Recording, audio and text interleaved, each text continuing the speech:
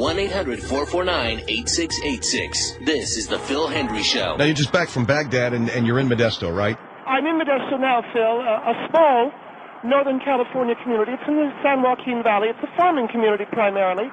Modesto has been visited by tragedy frequently over the last 2 years. Of course, the Chandra Levy story, and now Lacey Peterson. Phil, I'm standing in the main square. I'm near the courthouse where today Scott Peterson was arraigned on murder charges by the district attorney here in Stanislaus County. And I am tempted to view this man as guilty, as most people are. But as a reporter, I have to be objective. And I think it would behoove many of us to take into consideration some very interesting facts that may point to his innocence. Okay, go ahead. Well, Phil, tomorrow morning my column will report that I believe Scott Peterson to be innocent, and here is why. All right, you're going to say that in your column. I am, and here's why. Number one, Scott Peterson, in his interview with Diane Sawyer, said, and I want everyone to listen carefully to this, he would never hurt a woman that it was unapproachable to him. Now, here's the question. Why then, if he would never hurt a woman, would he kill his wife when he doesn't believe in violence against women? That's number one. All right, can I respond to these? Hold on, I'd like to, if I could get these out. Okay, go ahead. Number two, Scott's mother, Jackie, told police that the cement found in Scott's boat was from a cement anchor that Scott has on his boat. No one tells you that. They only tell you that it could have been cement from the backyard, but in fact he has a cement anchor. That's number two. Number three, the reason that he sold Lacey's car is because, in Lacey's words, it was a piece of blank, a piece of S blank blank T. Lacey herself did not like the car, according to Scott's mother. All right, now that was what was that, Janice, a Range Rover? It was a Range Rover? No, Phil, it was a Land Rover. A Land Rover, okay. All right, number three, Lee Peterson, Scott's father, says there can't be any motive for the insurance policy. It was purchased 2 years ago on each of them, and they did it when they bought the house. Now, those are the three questions I can't get out of my head. Why would he say he wouldn't hurt women and then kill a woman? Why would they say that the cement was suspicious when he had a cement anchor? And Scott's father said that the insurance was on the house. It wasn't for either one of them. And Lacey hated the car. That's why Scott was getting rid of it. All right, well, why did he change his look? Phil, he was being hounded day and night by reporters. He wanted to get away from them. Because he dyed his hair blonde, and he dyed his beard blonde. He wanted to get away from the reporters. All right. What about him being in San Diego and the proximity to Mexico? First of all, Scott Peterson was the Arizona-California rep for a fertilizer company that was based out of San Diego, so it would be natural for him to be there. And now, number two, his parents live there. All right. Then why did he have $10,000 on him, allegedly, when the police caught him? Well, it's not sure whether that actually happened, but if it did, Scott Peterson was very fond of gaming. It is not unusual for people who enjoy gaming, casinos, etc., to carry large amounts of cash. Well, look, I enjoy gaming. I don't carry that much money, $10,000.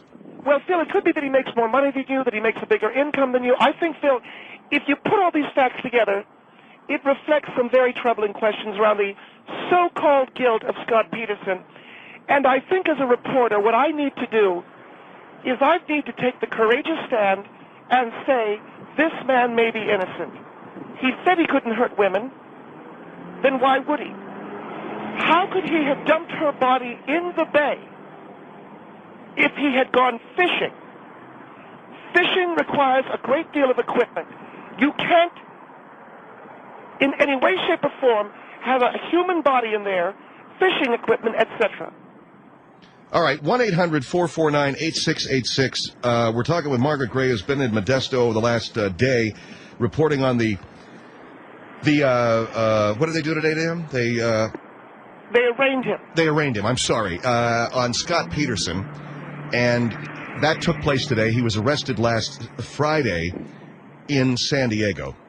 You believe this man is innocent. You're not the only person who thinks that there's some questions about this, but the police say they got a slam dunk case. Well, Phil, police are going to say that. They don't want to waste the DA's time. They certainly don't want to have they certainly don't want to have an angry district attorney's office on them. If they said anything else, I think the DA would have some problems with them. I think it's interesting, Phil, also, that Scott Peterson said the following: I had absolutely nothing to do with her disappearance. And you used the word murder, he said to Diane Sawyer. I mean, that is a possibility, but it's not one we are ready to accept. It creeps into my mind late at night and early in the morning, meaning he still wanted to look for his wife. And he still now wants to look for his wife, but they won't let him. They have him in custody. All right, so you think Scott ought to be out there free looking for his wife? I'm saying that the man could very well be innocent, and this is very reminiscent of a witch hunt. Now, let's look at the so-called affair. Yeah, that's the thing I want to look at. The guy was whether he was in love with this woman or not, the guy was cheating on his wife. All right, let's look at this. First of all, he said he didn't care anything about the woman. He said he told Lacey about this affair, and that while she was upset, they didn't have any cross words. If they weren't arguing, if they had no cross words, why would he kill her? And if she was ready to accept his affair, why would he kill her? Violence towards women is unapproachable, said Scott Peterson. It's the most disgusting act to me.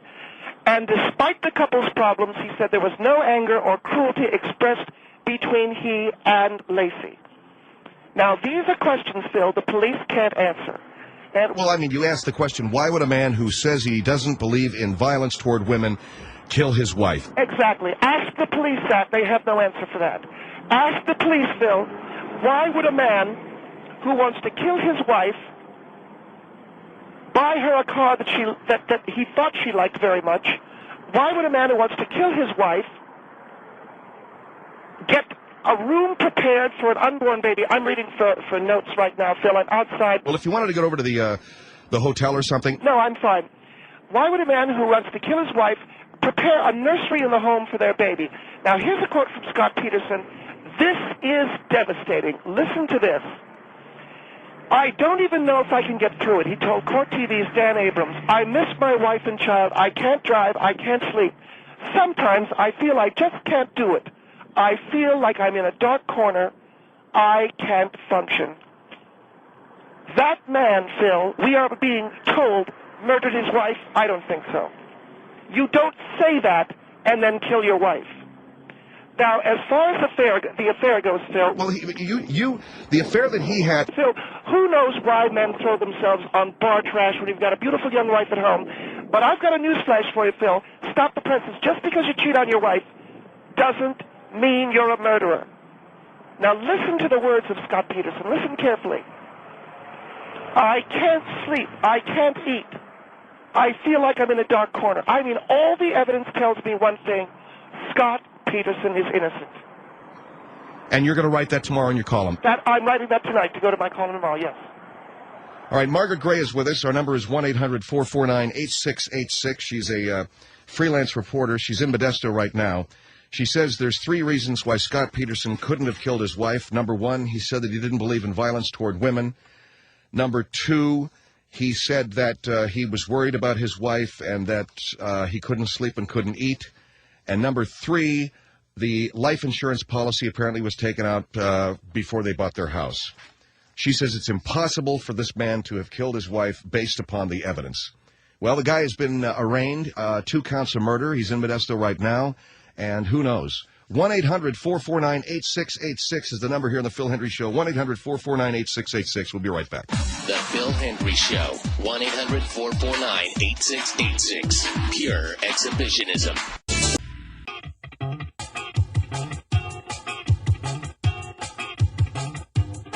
1-800-449-8686. And now more on The Phil Hendry Show. All right, Scott Peterson, is it possible that he's innocent? We're talking with one reporter in Modesto, Margaret Gray, who believes that he is, based upon your observation of a few of his comments. And Ms. Gray, are you there? Yes, Phil, I don't think it's based upon an observation of a few of his comments. If Scott Peterson was guilty, why would he have helped in the search for his wife? If Scott Peterson were guilty, why would he have agreed to be interviewed by Diane Sawyer in the first place, one of the most savvy interviewers in the business? Diane Sawyer, if she wanted to, could have ripped him to shreds. It was impossible because it was ironclad. And finally, why was he golfing? These are not the signs of a guilty man. Scott Peterson is innocent, and I think they should be out there looking for the real killer. All right, 1-800-449-8686. Margaret Gray, who is... are any other reporters reporting the possibility of his innocence? Well, Phil, I don't know, but the San Jose Mercury News published a wonderful, wonderful profile of him back in January that I think said it all. He's been hounded and harassed, and all he's wanted to do is find the killer of his wife. All right, here is Jim. Go ahead, Jim. Yeah, I just can't believe anybody's taking this woman seriously. I mean, this sounds an awful lot to me like O.J. Simpson saying he's out finding the real killers. I don't know. I don't know what the connection is. I'm saying that Scott Peterson has very clearly stated he could not kill a woman or hurt a woman. Well, and Baghdad Bob said that there were no troops outside of Baghdad. People lie. I mean, there's no way you can say that this man... Baghdad Bob was psychopathic. Scott Peterson holds down a job. He pays a mortgage. And he has $10,000 in cash on the way to Mexico. He was not going to Mexico. He was driving by Torrey Pines Golf Course in San Diego. Well, what's he got $10,000 worth of cash for? He is a gaming fan. He loves to game. Well, are you saying that he was going to a casino? I'm saying it's possible. Carrying $10,000 of cash is not unusual. Of course it's unusual. Do you carry $10,000 worth of cash? Well, Jim, maybe for you, I don't know how much money you make. Some people make enough money where they carry some in cash. Well, I carry some money in cash, but not $10,000. Well, you're not him, aren't you? Well, no, and I didn't kill my wife either. The only reason people think Scotty is guilty is because he had a little affair with some bar trash. There's all kinds of evidence linking him to this, and the fact that he did not... What evidence? What evidence? Not... He's got the $10,000 worth of cash. He's right outside of Mexico. That is circumstantial. That is not hard evidence. Yeah, well, circumstantials, they can go with that. Oh, really, Perry Mason? And in what way? I'm not Perry Mason. I can't believe you, lady. I just can't believe the evidence. Tell me what evidence. What evidence is there? Look, all I know is they're not going to arrest somebody when they don't. They probably have DNA evidence. We don't know the whole story. But the fact of the matter is that the fact that he stood up to Diane Sawyer doesn't make him innocent. Look, the police have been wrong before. I hate to break the news to you, Jim. Well, of course the police have been wrong before, but why are you so adamant that he's innocent? That's the thing that I don't understand. Well, no, it's that things are not adding up. Well, you say things aren't adding up. Here's one of the things you say isn't adding up. The guy said he wouldn't hurt a woman, but, you know, the woman's dead, so how could that add up? Like the man said, guys lie about it. Look, if I beat my wife, I'm not going to be running around saying, yeah, I do. But the fact that he had an affair indicates that this is a man that's probably pretty adept at lying. Look, if a man is violent toward his spouse, don't you think the police would have been to the house at least once? They were in O.J.'s case, as long as you bring him up. And yet there's no record of physical violence by Scott against this girl. That doesn't matter. Why? I don't know. A guy's got to start... Hey, for all I know, he killed her by accident. Well, that doesn't matter. The fact of the matter is the police have got enough evidence to be able to arrest him and indict him. And for you to come on the air and say, well, he stood up to Diane Sawyer and he said all kinds of things nice about his wife.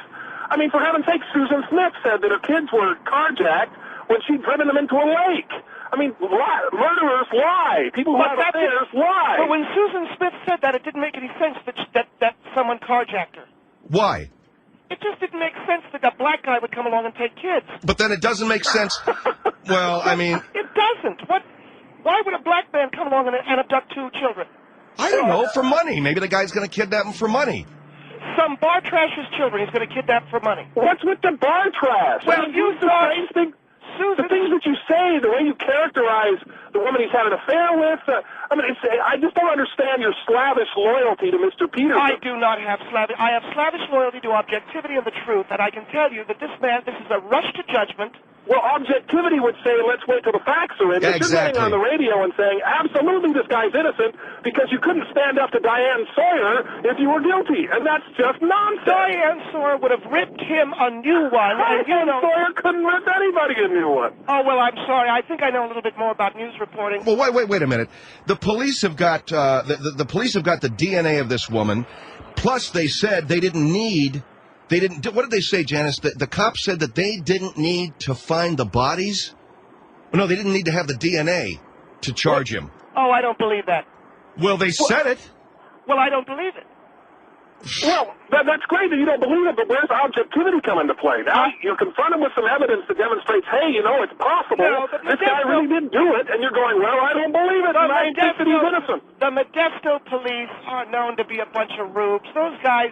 Let me tell you something. Oh, come on, man. What's the Modesto police? Are you trying to tell me that some police department the size of the Modesto police, they know how to investigate something bigger than someone spitting on the sidewalk? You really think that they're adept at murder investigations? They got a district attorney office up there. They got qualified investigators. They got qualified police officers. They're getting help from the FBI's serial crime unit.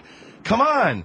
Oh, you're looking for every excuse to say that this guy didn't do it. You're looking for every possible excuse. You're defending a police department. No. And, it's just nonsense. You're getting objective. I'm trying to... Look, what are the odds that Andy and Barney solve a murder?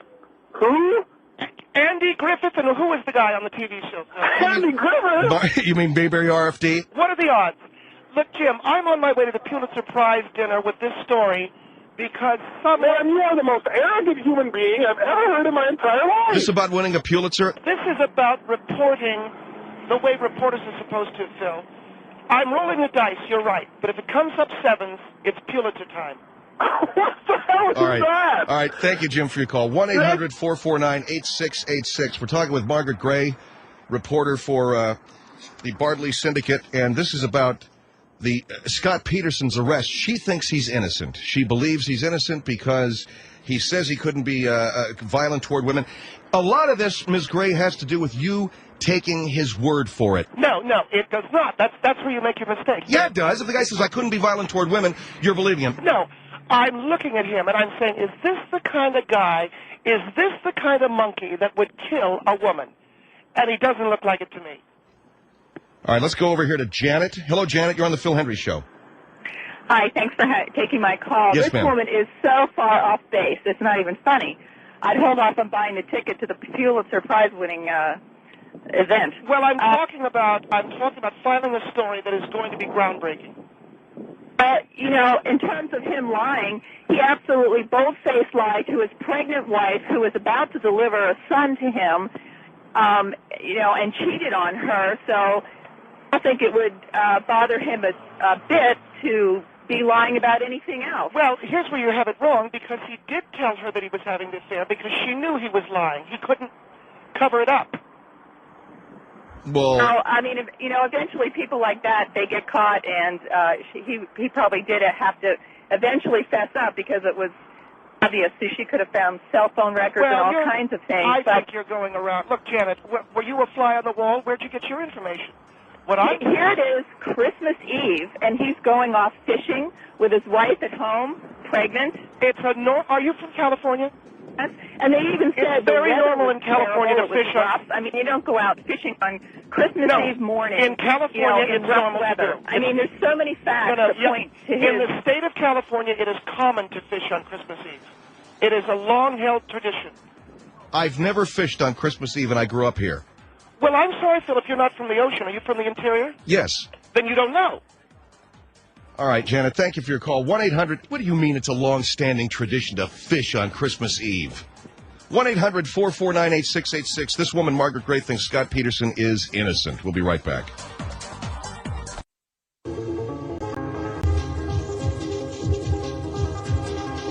The Phil Hendry Show is back. 1-800-449-8686. Margaret Gray, a reporter who's covering the Scott Peterson arraignment today in Modesto, and you believe him to be innocent. And you have also said that you're rolling the dice on this belief, but if it comes up sevens, it's Pulitzer time. Is that correct? Phil, I think reporters need to be daring as well as objective. We need to go where others won't go. I can tell you that from where I sit, Scott Peterson is as clean as a baby's you-know-what. And I would not say that were it not true. Can I ask you, have you been talking to MSNBC about a talk show? We're in preliminary discussions, yes. But that has nothing to do with what I'm doing right now. I don't mind reporting on popular news. I enjoy it. I'm perceptive. But you are in discussions with MSNBC about doing a talk show, so I just want to... Well, you're trying to color me as being, biased, and it's not going to work, Phil. Let me tell you a little bit about what I do. I'm a reporter, Phil. I know you're a reporter. But I want you to know something. When I was a student at the University of Pennsylvania, I worked on the college newspaper. And one of the other girls on the staff had an interview with Henry Kissinger that she was going to do. She was going to break this story. But the fact is, I found out about it, and I got the scoop instead. And I'll tell you what I did, and I'm not proud of it, but I got the scoop. I had done a story on Rohypnol, and I had some Rohypnol in my purse. That's the date rape drug. Yes. And I slipped her one, and I got the address and the phone number of Mr. Kissinger, and I went and did the interview myself. And the next day she was angry and asked me how I got the Kissinger interview, and I said, none of your business. You drugged a fellow reporter on the college newspaper so you could get the Kissinger interview. That's right. That's what I do. I don't know what you do or anybody else out there. That's what I do. 1-800-449-8686. Here is Enrique on the Phil Hendry Show. Hello. Hello. Yes, sir. Go ahead. I think that statement that she just made sort of guarantees everything I'm about to say. This woman is totally that I'm a hard-nosed reporter? And I don't know what she's smoking. I'm a hard-nosed reporter. But there's total inconsistencies in this entire. For starters, she's stating that. Why would he say he went fishing to where the body showed up? Why? Why would he say he went fishing to where the body showed up? It doesn't make any sense. Well, if you're stating that that it's perfectly normal to carry $10,000 cash, yes, granted, if you make good money, you can have $10,000 cash in your pocket. Thank you. That's perfectly normal. But he doesn't have the money. He's getting a state-appointed attorney because he can't afford an attorney. I'm sorry, if you can have $10,000 cash in your pocket, you can afford to pay for an attorney. No, you're misinformed. He does have his own attorney. That state-appointed attorney was misreported. Right. That's wrong. Well, I'm sorry, but even the news reporters don't get everything right. So he has his own attorney? Yes. That's not what I your argument out of, reported from multiple sources like CNN and No, Newsweek. You didn't hear it from multiple. Look, just because you like to hang with the blue hairs at the nickel slots doesn't mean that you don't have money. Okay, why did he change his appearance all of a sudden? What? Why did he grow a beard and dye his hair and bleach his beard and change his total appearance? He was being hounded by the press. Okay, sure. Yeah. And what about not being there to help look for his wife when they found a body that might be hers? What do you mean? Why? Where was he? He led the He was search at a strip club or something? He led the search for her. He was leading the search for her. Yeah, leading a search. That's right. As soon as they suspected that the bodies could have been hers, if it was my wife and she had been lost and murdered, I would be hauling ass to that location and try and find out the facts to see if that's really her. You're going to go down there to make sure she's really... I'm sorry. To make sure she's really dead? Jesus. She was cold. What's he supposed to go down there for? I agree with this man. Wouldn't you want to go down and at least see for yourself? At least be sure to put your mind at ease, for God's sake. No, I think I take their word for it. If you really care about your wife and care about women like you say, and this is someone that you don't, you want to be sure and put that to rest. Look, I think I would take their word for it that she's dead. I'm not going to go down there and check myself. Listen, I'm not going to take your word. Going down if and you're check. Someone who drugs your own co-workers into telling you information behind the books, I'm never going to take your word for anything. I slipped her a roofie so I could interview Henry Kissinger. Yeah, you would have done the same thing. You knocked somebody out, slipping somebody a drug, so you could go interview People Henry get Kissinger? arrested for doing that, okay? Yeah, and other people get Pulitzer Prizes. Oh, please. I'm sick already. All right, Bye. thanks a lot. 1-800-449-8686. Esther, go ahead. You're on with Margaret Gray, who's in Modesto at the Scott Peterson arraignment. Okay, what I want to say is that if he's innocent, whether he's innocent or guilty, he's done everything a guilty person would do. He not only had $10,000, he had his brother's ID on him. I'd like to see a picture of what his brother looks like to see if it looks like what he looks like with the blonde hair and the goatee. What? And you said, wait a minute, you said that he doesn't look like a type of man that would kill a pregnant woman? No, I'm he not doesn't. here to say whether he's guilty or innocent, but I'll tell you one thing. Looks can be deceiving, number one, and number two... He's too clean-cut. He's too clean-cut.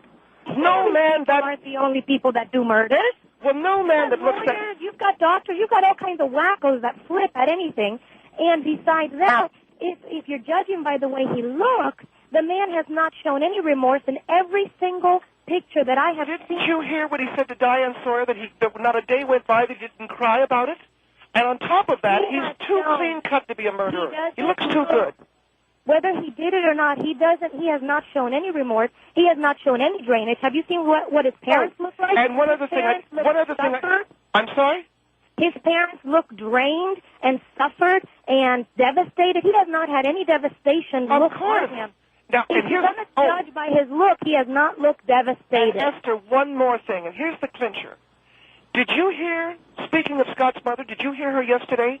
She said Scott was innocent. Now, that was on the news. Multiple sources. What was it? She said Scott was innocent. So what? Scott's mother. Parents. Number one, parents are always going to see their kids. Who cares if she said he's innocent? They're going to see their kids innocent. That's proof positive. Who knows a boy better than his mother? Not proof. That's a bunch of mumbo-jumbo. Every murderer's parents say they don't even know what went wrong and where did their kids go wrong. Well, look, Esther, if you had a boy and he murdered someone, wouldn't you think he was innocent? I have a boy, and if he commits a crime, I would be the first one to put him forward to pay for his crime. The whole thing's pretty far out. I don't think they've got a thing. Oh, come on! You're telling me that the guy... I'm sorry, but you're ridiculous. You don't even sound for real. I don't think you're a real reporter. I'm not a real reporter. I think you fell off some turnip truck somewhere because there's all kinds of stuff. What do you think about the brother's ID? Let's see what the brother looks like. Let's talk about that. Let's talk about the brother's ID. Did he change his look to look like his brother? It is very common when you borrow your brother... Hold on. It's very common when you borrow your brother's car that he leaves his driver's license in it, and Scott reached for the wrong ID. No, ma'am. No, ma'am. People carry IDs in wallets. Nobody walks around without an ID just in case you have to know your ID. Isn't it possible if he's living at home there with his parents that he grabbed his brother's wallet? No. Everybody knows. Every responsible human being knows whose wallet belongs to who. No, sometimes people grab the wrong one. Oh, baloney. No. Grab the wrong one. No. I think you've been grabbing the wrong one. The minute a man grabs his wallet, a lot of times he kind of opens it up and kind of checks what he has in there, what monies and things. No, I don't his brother's last name is Peterson. What's the big disguise about that? What is what? His brother's last name is... All right, okay, look. Thank you very much, Esther, for your call. No, wait a minute. You're making me... I wanted to ask her a question. Oh, your questions are stupid. Peterson, what kind of a disguise is that? Well, if he wanted to disguise himself, why did he change his last name? He's done everything that a guilty man does. Like He's what? Done everything that makes him look guilty. Look, Margaret, $10,000. $10,000. His brother's ID, change his look, not show any remorse. He has done everything that a guilty man does. And he went fishing, and that's not... He went fishing, and he told them he went fishing, by the way. I heard you tell the other guy, why did he say he went fishing there? He told them because he knew that people would have seen him fishing there.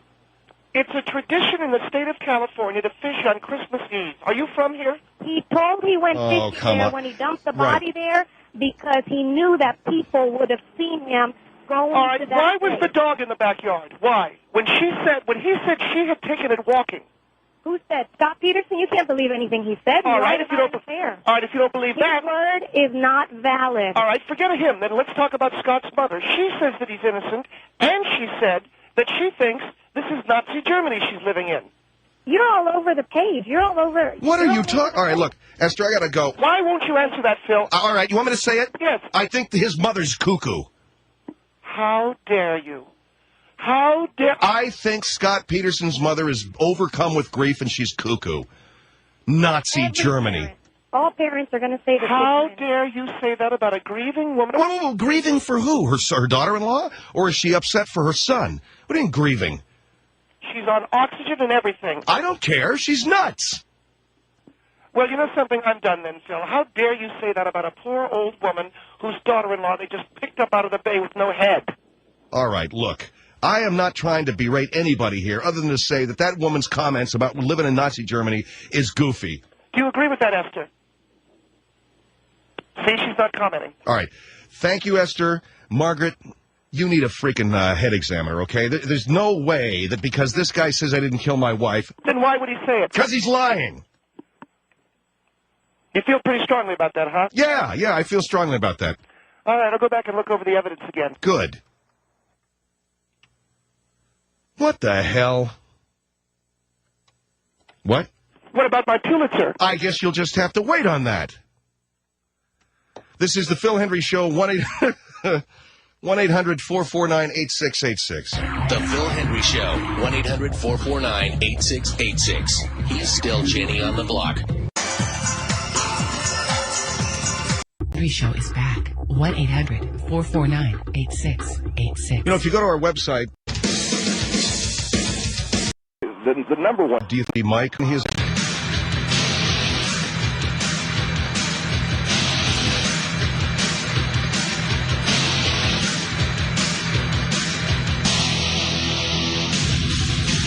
Here's Phil Hendry, 1-800-449-8686. The Lacey Peterson murder trial, of course, will begin. Scott Peterson on trial for the murder of his wife. We have Rich Slauson on the line. He is a local criminal attorney. Among his many cases, he defended William Lee Mike, who was accused of multiple homicide out in Pasadena, the Jeffers case. And, Rich, we thank you for joining us. Always a pleasure, Phil. Thank you. Scott Peterson right now is in a jail cell, but the autopsy report on his wife and unborn son have been made public. What do you make of this? What do you think is the culpability of the defense in this? Phil, the number one thing I think what we want to do, and let me talk to you about this, because we need to take a look at the fact that Scott Peterson's wife and his unborn son, the autopsy report on these people, has been made public and is used, I think, as a way to torture this man while he's since waiting for his trial.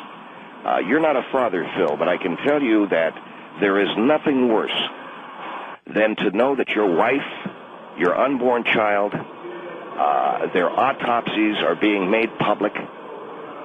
This is a man who is already probably at the end of his rope, and now to have this stuff out in the open, I think we've got a moral and a legal question. Number one, and let me walk you through this. Number one, legally, the Constitution of the Eighth Amendment tells us that excessive bail shall not be required, nor cruel and unusual punishment.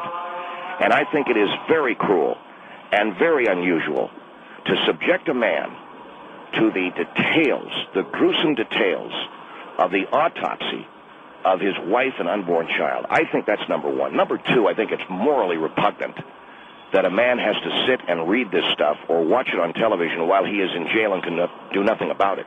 Rich, but understand, the man is accused, this man is accused of murdering that wife and son. The people that you're talking about. No, I understand that. I totally understand. It may well be that a jury holds for the prosecution. But what I'm concerned with here is that the law be observed and that Scott is right now under suicide watch. Understand what this man has gone through. He's lost the love of his wife and his unborn son, which is the most devastating thing that can happen to any man. He's lost the love of a woman that could have been good for him. This is Amber Fry, a woman who may have been a big part of his future. She's gone. The Rokas, which is the dead wife's family, have shunned him. The very people he needs to support him now, the horrifying details of what actually happens to the wife and son, I think it can be interpreted as a violation of the Eighth Amendment, to which is cruel and unusual punishment. And the cruelty's what? The cruelty... Well, ask any father out there. But again, I have to say, he may have killed these people. I understand that, but ask any father out there what it would feel like to hear that the post-mortem on a dead baby that was his, or the post-mortem on a dead woman that he was married to. This is torture, and it's not only torture, it's agony. Of course, I think it would make the prosecution case very, very flimsy. That's my opinion. All right, we're talking with Rich Slauson. So you say the release of this autopsy is torturing Scott Peterson, and it may be cruel and unusual. Look, I'm trying to set the table for you here. Let's put out the meat and potatoes of the situation, Phil. What I'm saying is... Well, Mr. Slauson, is torture to hear the details of a baby or a woman's death when you were the cause of their death? Is that torture? It's a great question. And one that is impossible to answer unless we're in Scott's shoes. But I can take your hand for a moment. I would like to lead you into some insight into what it might feel like. I can tell you, I can well imagine sitting with Scott when they come and say they found the baby and the wife. And you can well imagine the tears and the agony knowing that your wife and baby were floating in the cold waters of San Francisco Bay. And any man would tell you who has children. See, Phil, you're a stepfather, but Scott was an expectant father. And this is different. Scott loved the baby, but as a stepfather, you can't really love your children the way regular people do. And imagine how he felt knowing this child was growing in the wife's stomach, and he was waiting for the day when the baby came out for the first time. And can you imagine, as for the first glimpse you get of the baby and that the wife was having, that the kid is in a plastic bag marked evidence? And wait till they bring the bag out in court to see if anyone recognizes it, to make sure it's actually Scott's baby. Look, I don't presume to know what a bereaved parent feels like, but if Scott is guilty of having murdered the very woman and baby that we're talking about, it's hard for me to imagine him being tortured to death by the details of their death. He may have done it, but that's not what we're talking about. I want to go from talking about his so-called guilt to the torture chamber they're keeping him in. Walking by his cell, casually dropping information to him on the autopsy. You don't do that to a husband and father. And I'm afraid it's going to do something to him. It could kill him. And that's what we're up against. We're up against a timetable. Scott may take his own life, and his blood is going to be on all of our hands. And that's the thing I'm worried about. All right, Rich Slauson, a criminal attorney, is with us. 1-800-449-8686. 1-800-449-8686 is the number. As we all hear the details of the autopsy of Lacey Peterson and the autopsy of her unborn child, Mr. Slauson is also saying that Scott Peterson is hearing these details and that it's cruel and unusual punishment to subject him to this. Well, we can't walk in this fellow's shoes, sir. All we can do is try to put on his shirt for a moment. And what we're trying to say, I think he needs to be moved to a rehab center where he can begin counseling. And I think with enough brief counseling, Scott may be able to become well enough to rejoin society, and we might not have to try him. I'm not saying that will happen, but I'm saying it's a very, very good possibility. But you got a man here who's lost his wife, he's lost his baby, he's lost his home. He's lost a woman who he was going to start a new future with, Amber Fry. You're telling him about the gruesome details. Hey, Scott, we found your wife and kid floating in the bay. What do you think of this? The kid had tape wrapped around his... Well, you don't know for a fact that they're doing that. I wouldn't put it past them. I wouldn't put it past them to say, hey, we found your baby. He had tape wrapped around his neck, and we found the wife, and she is dead, and try to torture him to death with the details of a wife and a baby's death that he loved very much. And wait. The man is on trial. I understand that, Phil, and he may well have killed him. But the fact is, she's the wife, and the little unborn baby was his son. And now you're going to tell this man how they died? I feel that the state is overstepping its bounds right now, and I think it's attempting to torture Scott Peterson to death. Why do we want to put a man like this on trial? Why can't we try rehab? Why can't we? Because the guy's got to be tried. But he is in a very delicate mental state right now. Well, what would you suggest? You got to try a man for murder. If the man's guilty of murder, you got to try him. Phil, because of the prosecution releasing, or the defense releasing the details of this autopsy, Scott Peterson is now having to listen to this, and I don't think he's in any shape. I think we ought to try rehab. I think we ought to try to reconstruct this man.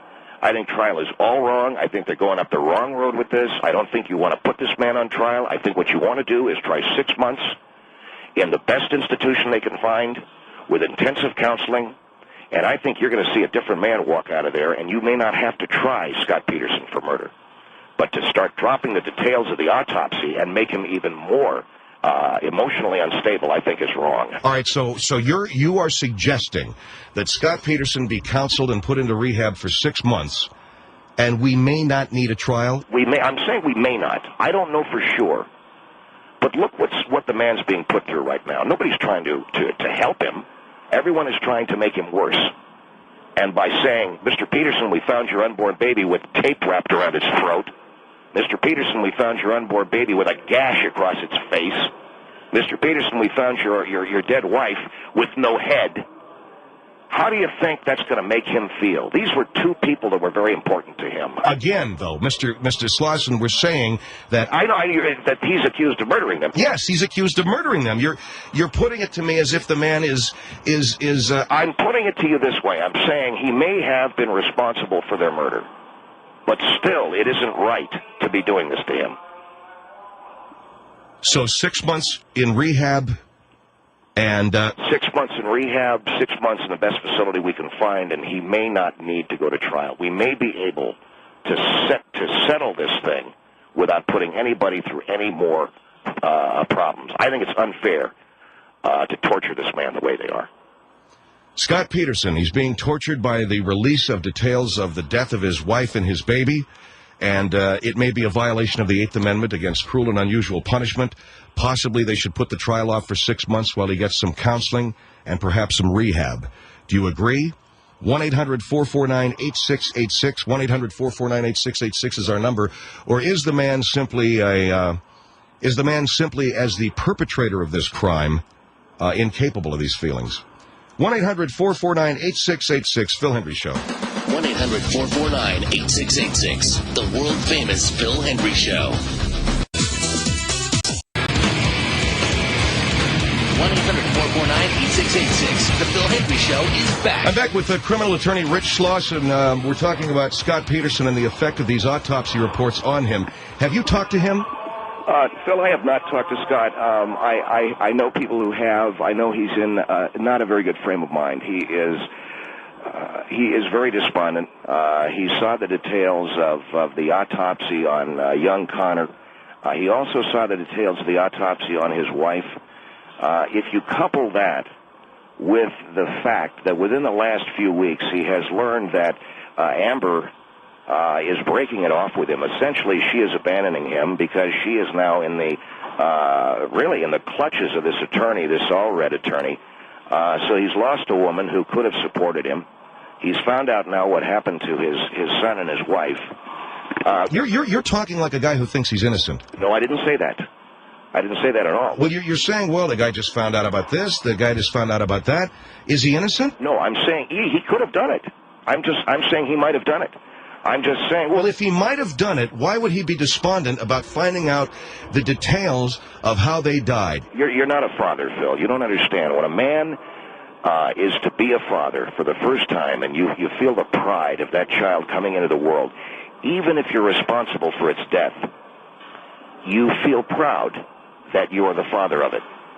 And it's sad to know that it's dead. I think even as a stepfather, you would agree you'd be sad if your stepchildren died. Imagine how much worse it is for a man to know that his son is dead. How much more can be taken away from this man? His wife, his son, his girlfriend, his in-laws have disowned him. All of it gone. That's the point that I'm trying to make. All right, 1-800-449-8686. Talking here with Rich Slauson, who is the criminal defense attorney. Here is Diane. Go ahead, Diane. Rich, what is this, a big joke? He had an affair. His wife was 8.5 months pregnant. All he cared about was his girlfriend, I guess Amber, and what was going to happen to him. Then there's evidence that he cleaned up his house. There was bleach, I guess, in his kitchen. There were traces of blood. You don't clean your house?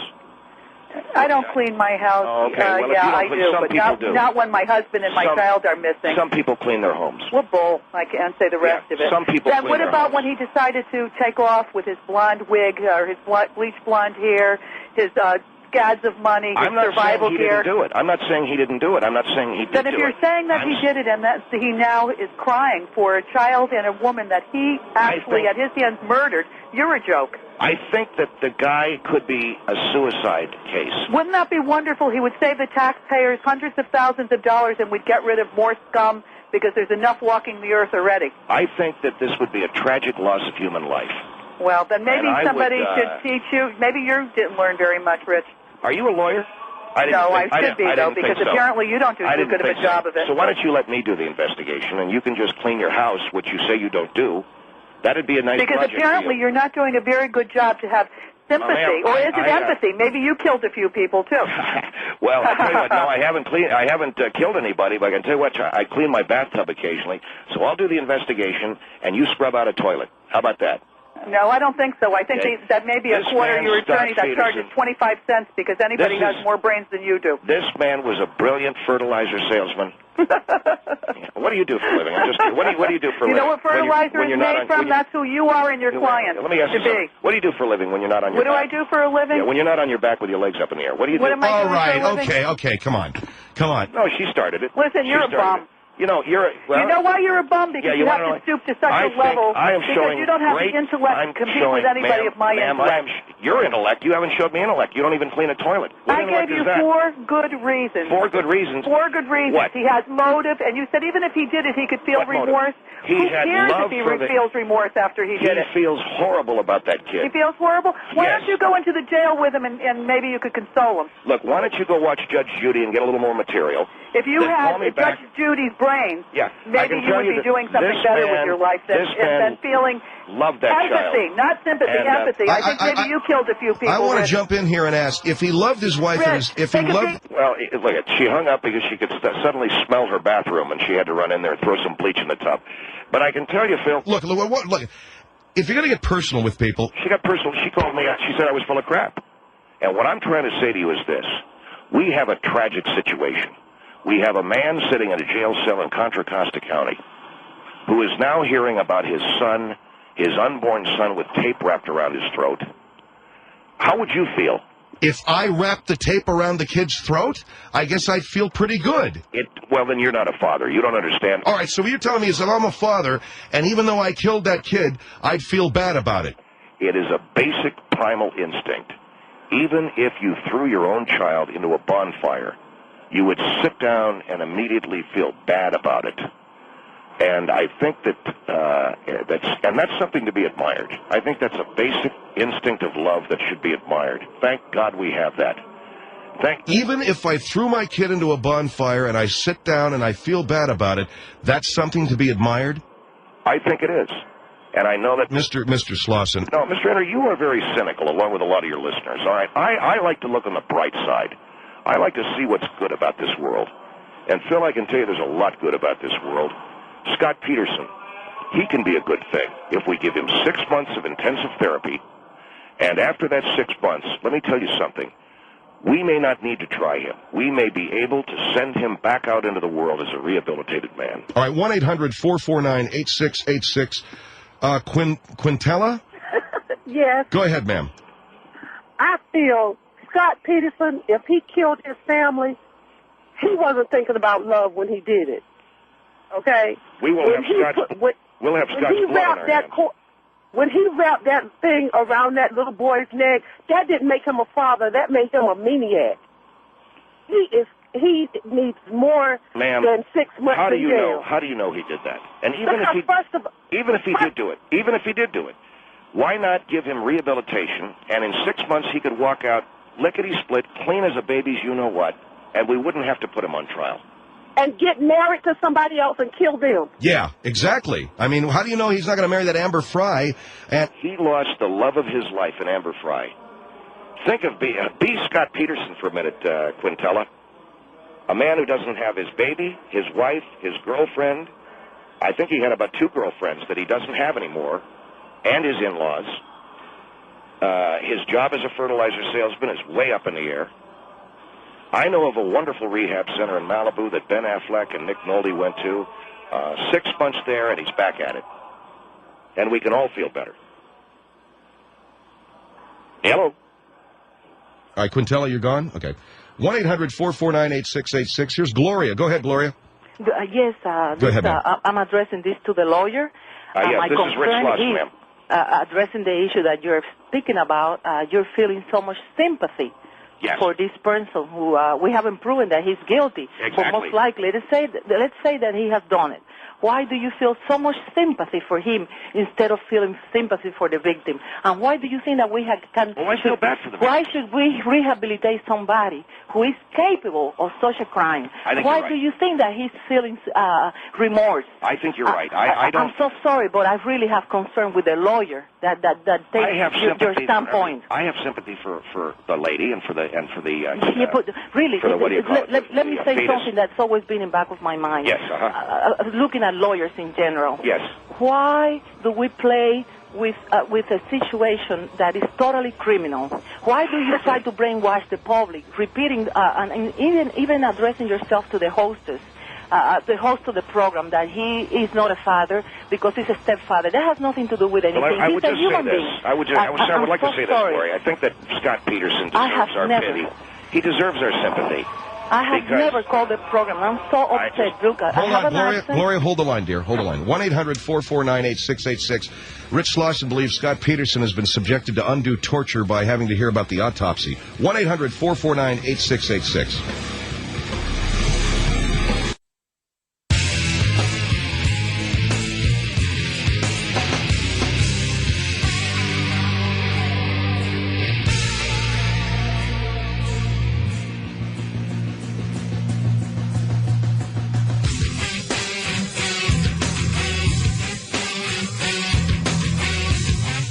1-800-449-8686. The Phil Hendry Show is back. Got my bus? All right, we're back with Rich Slauson.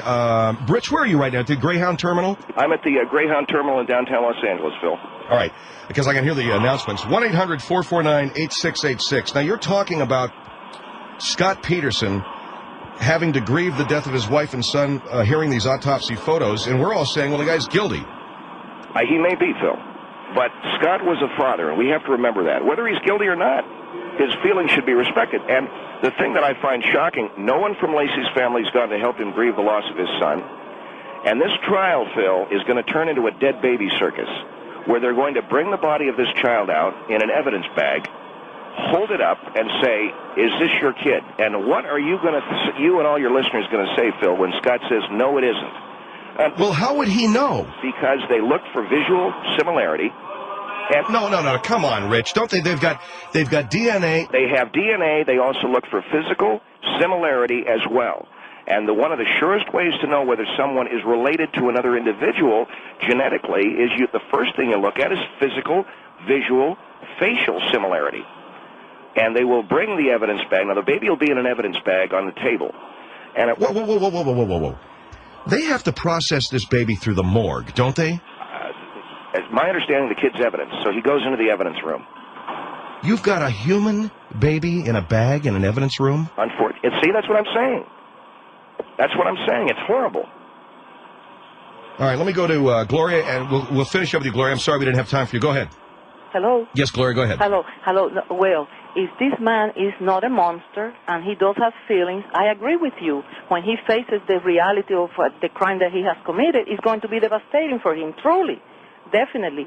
But you should not be saying to people that he should be rehabilitated. If he has committed the crime, he should pay for it. But what if we can make him? What if we can make him squeaky clean, 6 months? Full return on your tax dollars. Full return on your tax dollar. Guy comes out squeaky clean, goes on to be one of the best fertilizer salesmen in America. No, I'm sorry. That doesn't work. It doesn't work like that. I mean, what about the family? What about the loss? What about the pain, the anguish that the family of this mother and unborn child is feeling? The mother, you cannot turn somebody like that loose. Well, ma'am, first of all, during the trial, Scott is going to have to deal with the exhibits that are on the evidence table. Exhibit A will be a fishing boat. Exhibit B will probably be the cement bag. And Exhibit C is going to be a baby in a plastic Ziploc bag. Well, he created the scenery that you're describing. Absolutely. Was created by him. Created by Scott Peterson. Created by him, but then you can go out there and kill 7 people, and because you can be rehabilitated, so be it. I'm so sorry. The lawyers should not take that. Let's find out how to really solve a crime and how to really apply I would ask you punishment. this, Gloria. Do you dance? I bet you dance, don't you? Pardon me? Do you dance? I bet you dance. Do you like to dance? Sometimes. All right. Dancing in many ways is like prosecuting a murder trial. You get out on the floor. You feel the rhythm of the trial, and then you move, and I'm saying this in a figurative sense, you move your rear end to the rhythm of the trial. I think that Scott has got a beautiful opportunity here to show the whole court just how he feels about losing. He lost 3 girlfriends. Too bad. He was married. Think about it. He already committed adultery. I'm so sorry. He's not a decent person. Thank you, I don't Gloria. feel sympathy for him. Good point, Gloria. Thank you for your call. 1-800-449-8686. Marge, go ahead. Mark. Yes, Marge, go ahead. Yes. Yeah, hi. Yes, I wanted to just say that I've never heard such asinine talk in my whole life from a lawyer. I mean, I think the man is either mentally ill or he's really putting on a big show. Are you talking for about some me? Stupid reason. You're talking about... Either that or you're the biggest sleazebag I ever heard. Because if Why? I threw a baby into a fire, listen to me. If I threw my baby into a fire and I sat down and cried, I think says a lot for I you. should be shot. I think it says a lot for you. What? I should be shot. I'm backing you up, and you're saying we know that Scott Peterson. Now we know that Scott Peterson allegedly killed his wife and baby, allegedly, because he hasn't been tried yet. So that's out of the question. We don't even say he's guilty or innocent. But if he turns out to be guilty, then he must take the punishment that's meted out to him and not go into just rehabilitation 6 months. It's the stupidest thing I ever heard in my life. I'm saying to you, Marge, as an attorney, and I've been in the criminal prosecution business for 31 years. Now, please listen I never talked to an attorney. I never heard an attorney talk like the way you I talk. can tell you I don't know if you know the Willie Lee Mike case, but this man was guilty of setting fire to a orphanage, and there were 30 children who were immolated alive, and I got that guy. He walked from that rap. Okay? So I know what I'm talking about. Now, imagine, if you will, Scott Peterson goes into a rehab center. 6 months of intensive rehab. He walks out as clean as a baby's you-know-what. You know, that's the second time you've used that clean as a baby's you-know-what. I don't like that. I'm offended by that. Why? Because we're talking about a dead baby here. We're talking about a dead child. Yeah. All right, look, I'm saying... All right, look... You know what? There's a difference between mentally ill people and people who purposely go out and murder somebody. Well, that's true. If the man who set the fire was completely out of his his stupid mind, and he was really mentally ill, then there's a reason. I mean, not to say that it was a good reason, but there was some reason why he did that. Well, look, I don't know what you're talking about now. But what about Scott? Confusing Is he mentally ill? Is Scott Peterson mentally ill? I think that Scott just needs to know right from wrong. I think it's a basic What do you want to thing. rehabilitate him from? It's just a basic thing. Just know right from wrong. Just say Well, this what is kind of good, this is bad. rehabilitation? Well, what you do, it can be something as simple as slapping his hand if he's reaching for the wrong thing at dinner. Oh, they have a lot I of see. people that they put. Well, I know you're patronizing me, and that's fine. But I've been involved in the rehabilitation. You never heard of rehabilitating people? I really heard of rehabilitation Slapping for drugs his and hand. alcohol, but for a murderer? Absolutely. And Well, I'll bet you the minute that Scott threw that, I'll bet you the minute he dumped her body in the bay, Right. he felt Right. horrible about it. And now you're feeling bad because he lost 3 girlfriends, too? Well, I really feel sorry for him. I really do. Good. Then Being what I very would suggest you do is to write him a letter, care of the Contra Costa Oh, County I'm not Jail. going to write him any letters. You know what? I wouldn't even think of writing him a letter. The man... Ma'am, when you watch you're trying to Magnum, make us think here's what I would we have to be suggest you sorry. do. The next time you watch Magnum P.I., concentrate on the story and not Tom Selleck's ass. And you'll be... All right, okay. Thank you very much. Let's go to Sandra on the Phil Hendry Show. Hold on, Sandra. Let me go over to Sherry. Go ahead, Sherry. You're on the Phil Hendry Show. Yeah, I want to say something about the Eighth Amendment, how this guy says it violates his rights for the Eighth Amendment. It's undue torture, unusual torture. Anytime anybody goes to trial, they're exposed to the evidence for the case. And for a murder trial, they're going to show the pictures of the murder. And any defendant is going to have to witness these things. So everybody who gets convicted of murder, or anybody who's innocent and is proven innocent, had to be subjected to those things. So That's understood. But why do they have to bring the baby out in a Ziploc bag, lay it on the table? I doubt they're going to do that. You put an autopsy picture of a dead baby on a man's food tray, and you're telling me that... Tray, he's a murderer. What do you mean on a food tray? Whoa.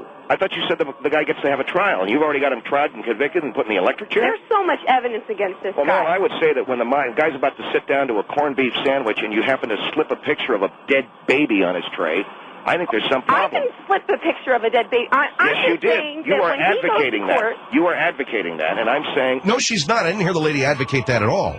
yeah. Well, no, I'm just saying when he's in court... Is that my bus? This happens to everybody who goes to court. How else, All right, my how bus else is could it leaving. happen?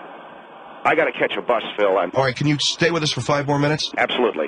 Go ahead, Sherry. Did you want to conclude your comment? And then... Yeah, well, I just want to say that this lawyer just seems like he's just full of baloney because he's saying that this guy can get rehabilitated, and anybody, and he went on saying how he may have killed his wife and kid, and then he goes and uses that it's undue torture to this guy to even if he did murder this baby, I think to see it in a plastic bag. You say to him, hey, look, we're going to bring you breakfast, and instead you throw a baby in a plastic bag on his tray. Well, why do you keep... What is it with you and that... He's in court, you know, and you're contradicting yourself because you're saying that he's all sensitive, that he's going to have such a hard time seeing his baby. Yes, and I'm trying to... I just think it's going to be wrong. Well, I'm going to tell you a story. You want to know why I'm at a bus terminal right now, Sherry? No, why? Because I have to get out of town. I defended a woman in a divorce proceeding against a very vindictive husband, and I'm good. I'm so good that I got her $150 million, and I'm getting on a bus this afternoon, and I'm heading, and I'm not going to tell you where I'm going because I'm obviously on the radio, to get away from this guy. That's how good I am. Yeah, and you're good enough to get that guy scot-free who burned up all those kids in that orphanage. You're just one of these lawyers that just ruins the whole legal system. Ma'am, the the United States of America guarantees a human being the right to an attorney, even if you cooked 30 kids in an orphanage. I'm not saying what the guy did was right. I'm just, give me an opportunity to snap my suspenders a little bit. Just kind of polish up the apple. That's How all. can you sleep at night? Slap your suspenders, huh? When this guy is walking after butchering up these children, and you're on a bus trying to get out of town, huh? I got a bus leaving in about 5 minutes, yeah. How can you sleep at night? You're just one of these people that corrupts the whole legal system. I take Tuolumne. All right, Sherry, thank you. 1-800-449-8686. Can you hang a couple of more minutes? A couple more minutes. The bus to Bakersfield? A couple more minutes, Phil. Go ahead, Ramita. Good evening. Good evening. This is my first time calling the show. Yes, Actually, ma'am. I wanted to make a comment to the lawyer. I respect the fact that he wants to defend his client, and he's behind his client 100%. But I'm a little concerned about him emphasizing the importance of a human being. I mean, he's so worried about his client losing his girlfriend, but he's not really worried about, the impact of the two people that we have lost. Well, first of all, I'm not Scott Peterson's attorney. I want to say that. Second, I'm just an interested observer of the case. Secondly, I would say that, no, I have total and complete sympathy for the wife and for the fetus. It must have been tough. Being murdered can't be a picnic. Sir, with all due respect, when you explained his case, give me 2 bags of salt and vinegar chips and a bag of red vines. I'm sorry, go ahead. I'm sorry, sir. With all due respect, when you were describing his case about how Scott lost his wife and his son Connor, and then when when the callers were attacking you, you called the baby fetus. Is it a fetus or is it a baby? I mean, Yeah, Dr. Pepper. It seemed like you're changing your story. Well, I'm sorry about that. What I meant was what is it that got pushed out of her body? The baby. Yes, that's what I'm saying. And I think, Scott, when I look at him, I see myself. And I think 6 months, even if they have to beat him with a baseball bat, even if that's what it is, it's better than taking the man's life. I'm very big on, I believe in capital punishment, but then again, I kind of don't. I'm torn. Now, I got to go. My bus to Bakersfield is leaving. I've got a very pissed-off ex-husband after me. I said at Dr. Pepper, see, I can't even get the guy to give me the red vines and the Dr. Pepper, Ramita. Well, I just hope whatever they're paying you, sir, it's not enough because, when you do go before God, he's not going to be enough money to save you. So I'm sorry about that. Can you shine my shoes in 60 seconds? I'm sorry, what did you say, ma'am? I said whatever these people are paying you, sir, it's not enough because you're going to go in front of God. He's going to have a little talk with you about it. You don't have Can I ask you a question, also? Do you have a spare bedroom? No, I don't actually. All right, because I got to get out of town. Yeah, that's fine. Thanks very much, Ramita. Come on, I want to spit shine on those two.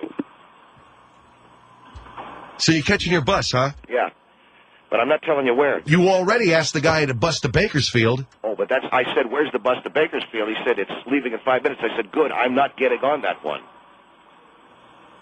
Okay, well, good luck, man, with this ex-husband. Yeah, I got to get out of here. 1-800-449-8686. This is the Phil Hendry Show. The Phil Hendry Show. One show is back. 1-800-449-8686. The voice of Rich Slauson was played by me. Or that was my voice. The part of Rich Slauson was played by me.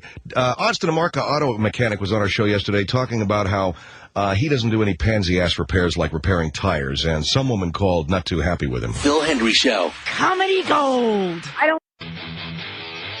Performing self-abuse? That is correct, yes, sir. But I'm trying to make it in a colloquial way on account of people understand what I talk about. Because you've got a lot of people who listen to talk radio. I've done an awful lot of these programs. They're not, I don't want to say this, but they're not all that intelligent. They're not all that educated. You know, I understand. And so when you have a very low educated level... But we're talking about talk radio listeners tend to be more educated than other listeners. All right, but the fact of the matter is you've got a lot of people out there who are wanting to go to the beach with their sunglasses on, make a night deposit in the spank bank when they take a look at your daughter. Well, I got to tell you something right there, man. That hurts. And I'll tell you something right now. I will not allow that on account of nothing. All right, 1-800-449-8686. Sue, you're on the Phil Hendry Show with Jay Santos of the Citizens Auxiliary Police. We're talking about girls wearing revealing bathing suits and the men that are staring at them during the summer. Go ahead, Sue. Yes, I'm listening to what's being said, and it is obvious that this man does not have a daughter. I do have a daughter. The problem is in this man's mind, and the terms he is using, I really resent this. Spank tank. He is No, ma'am. I'm sorry. What I said was spank bank, and that's a term that men understand. When I'm to speak to the residents of the senior center. That is very good. And we went to California. Ms. Bingham. Clara Bingham is with Joyful Union Senior Center in Bellflower, California. Ms. Bingham, welcome. And what started as a simple request to the, and we want to bring her up on line 3. Ms. Bingham, are you there? I'm right here, Phil, and we're very grateful that you have us on your program to allow us to express our side of this. Well, what has happened here? It was a simple request to the Contra Costa County District Attorney to speak to the residents of the senior center. That is correct. We requested that he come down and speak to our residents here. All right. And what happened is it grew into a much bigger issue involving the rights of the public, specifically the senior citizens who live at your senior center, and the Contra Costa County District Attorney not wanting them to see these autopsy photos. How did this happen? Did this request come from the residents? Phil, I would like you and your listeners to, first of all, understand that the residents of Joyful Union Senior Center are people who have lived their lives, have raised their children. In many cases, they have fought for this country. They built businesses. I do not contend that I agree with their request, but I think it comes down to a time when you can't say no to certain people. But we're talking about the senior citizens at your residence want to view these autopsy photos of Lacey Peterson and her son. Yes, that is correct. Now, why do you say you can't say no to these people? Because, Phil, I think certain people have done so much to shape our world, and that's what we believe in here at our senior center, that people who are in their golden years, who are enjoying their retirements, I don't see how I can deny them. Well, the request has the Contra Costa County DA very upset. The request is for the residents at your senior center to view the autopsy photos of both Miss Peterson and her son. That is correct, but I do not, and I want to again, Phil, say I do not pretend to agree with it, but I also don't think that I can judge people like our seniors who have fought for this country, who are retired police officers, who are retired teachers. All right, well, the press wants to see them. The public wants to see these photos. There's a newspaper in Northern California that's trying to get them released, or at least the autopsy information. But your request for these seniors to see them seems a little bit more forceful. Well, I'm not... By that, I mean you have been persistent in asking the DA, you want these pictures overnighted to your senior retirement center so that the senior citizens there can view these autopsy photos. Phil, I'm not talking about the press and the public. I don't think they have a right to see them. So I agree with that. You don't think the press and the public has a right to see the autopsy photos, but the senior citizens at your senior center do? I do, and I'm talking about senior citizens, Phil, who have contributed to building this world in ways that we cannot even imagine.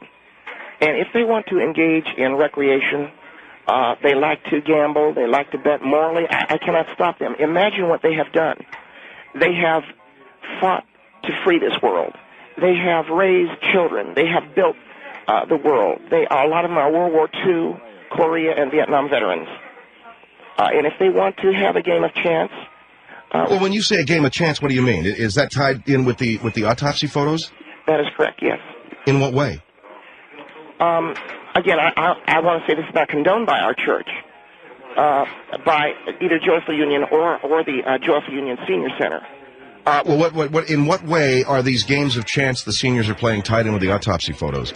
Some of our residents still have some kind of a wager on the photos, and given their, again, their importance, I think it's in the best interest of the Contra Costa County DA to simply let them view the autopsy photos for an afternoon so that they can settle some kind of a bet. Again, settle a bet? Yes, but again, Mr. Henry, keep in mind that these are war veterans, women that used to be nurses and teachers. All right, well, Ms. Bingham, you giving their credentials and talking about their resumes as human beings is impressive, and I agree with you. But it sounds to me like you're building up to something. They're settling a bet. Is this a bet that is going to make people angry? Phil, what I'm saying is that I think we should let them see the photos and let them settle their bet, and we don't need to bother the DA. All right, well, we have a reporter in Contra Costa County who said that this bet that these senior residents are involved in is to see whether the baby in the autopsy photo looks more like Scott or Lacey. Is that correct? Yes, sir, that is correct. And again, we do not condone it. I am not proud of our seniors, but I cannot say no to people who fought in a war and have been nurses and teachers. Well, I will tell you right now, whether they're nurses and teachers, this is ghoulish. And it's... I agree with you, absolutely. Then why don't you tell these seniors, no, you can't have these autopsy photos? I can't, again, Phil. These are people that we give respect to. If a man who fought in World War II says to me that he wants this or that, I'm going to give it to him if it doesn't hurt someone else. Well, this is going to hurt somebody else. Giving those people autopsy photos so they can settle a bet? It's really not going to hurt anyone. It'll hurt some feelings, but it physically will not hurt anybody. All right, 1-800-449-8686, 1-800-449-8686. Obviously, the autopsy report on Lacey Peterson and her son is anticipated by members of the prosecution and defense teams. There are newspapers that want to see it. Perhaps people in the public do. There are autopsy photos. I know of no agency that will release these photos to the public, and yet this is a senior citizen. Is it a retirement center, Clara? Yes, Phil, we have a retirement community for 250 senior citizens here. All right, it's a retirement community. The senior citizens got together. How many of them have got this bet going? We have approximately 50 or 60 men and women in our day room. In your day room? Who have been following us on television and on the news, yes. And they have a bet. Does the baby look more like Scott or Lacey? That is correct. Have you ever said to them this is very, very beneath them as people? Phil, I have told them that I think it is wrong. I have told them... Have you ever simply said, I will deny you, we will not ask for these photos? If you want to tell men and women who have fought for your freedom, who have healed people in hospitals, who have been police officers and protected you, if you want to tell them they can't have something, you can do that. But I will not deny them something that's not going to hurt anybody. But it's going to hurt the families. It's going to hurt emotionally people. Phil, that's something people can get over. I'm talking about hurting them physically. I know it is a tough, tough thing, but what we have said is we will only have the seniors look at this picture, and I will also see the pictures, and then we will destroy them. We will not let any reporters see them. You won't let any reporter get their hands on them, publish them? No, not at all. Why do you have to see it? Because I am the tiebreaker on the bet. In other words, if it comes in tied, they'll ask me, well, what do you think?